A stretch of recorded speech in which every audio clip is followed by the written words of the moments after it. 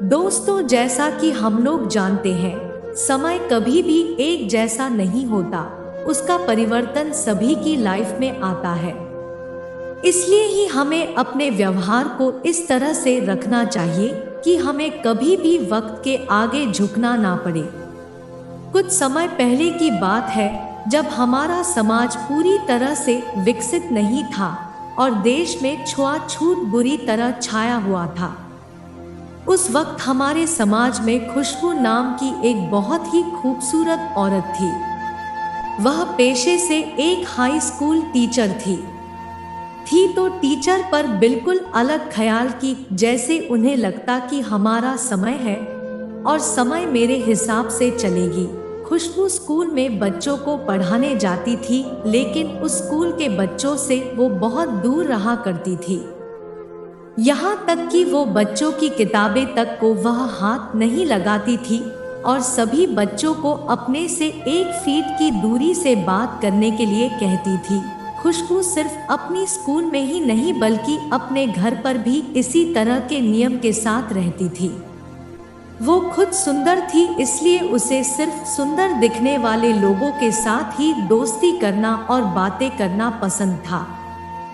खुशबू को छोटे बच्चे बहुत पसंद थे। वो उन्हें तोहफे देती, खाने की अच्छी अच्छी चीजें देती, पर उन्हें कभी अपनी गोद में नहीं बैठाती। वो दूर से ही उन्हें पुकारती और उनके साथ बात करती। खुशबू हर वक्त अपने आप को दूसरों से ज्यादा स्वच्छ मानती थी और वो किसी को भी अपने पास नहीं आने देती थी। घर पर भी उसके बिस्तर, कपड़े आदि को वो परिवार के दूसरे सदस्यों से दूर ही रखती और किसी को भी छूने नहीं देती। वक्त बीतता जा रहा था। अब खुशबू की उम्र 65 वर्ष हुई। उनके पास उनका एक बेटा रहता था। वक्त के बदलाव के साथ अब खुशबू का भी शरीर उसका साथ नहीं दे रहा था और उसे एक बहुत बुरी बीमारी हो गई थी।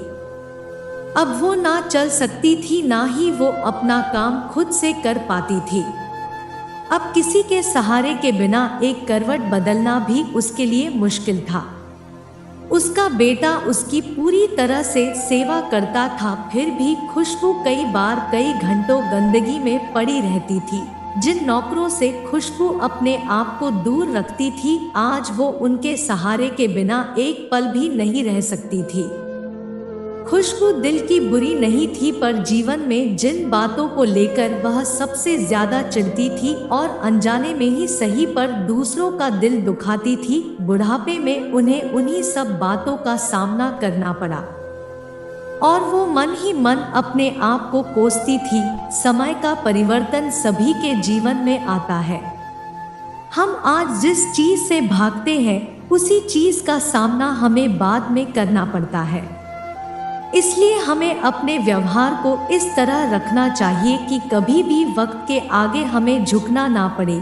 हमारी शारीरिक सुंदरता कभी नहीं टिकती है, इसलिए हमें उस पर कभी भी अभिमान नहीं करना चाहिए और ना ही दूसरे लोगों को उसके रूप के लिए कोसना चाहिए। कहानी अच्छी लगी हो तो लाइक और सब्सक्राइब जरूर कीजिएगा।